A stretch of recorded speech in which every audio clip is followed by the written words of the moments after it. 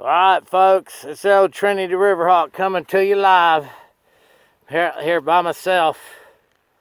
Man, I've been fishing since 4:30 this afternoon. I think it's like 1 o'clock in the morning. Caught 4 or 5 eaters. I got this old toad here. Like I said, big old male. Look at the head on him.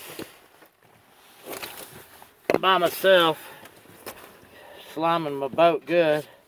I try to throw a tape measure on him real quick. I got one in my hand. I'm not gonna try to wane. I got 5 rods out right now. Let's just see here real quick. If I can get a quick measurement, give y'all something. All right.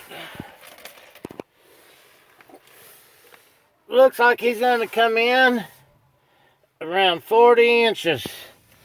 Big old toad here. The old Trinity Riverhawk coming to you live. Finally got the one I was looking for. Hope this video ain't all screwed up. Later.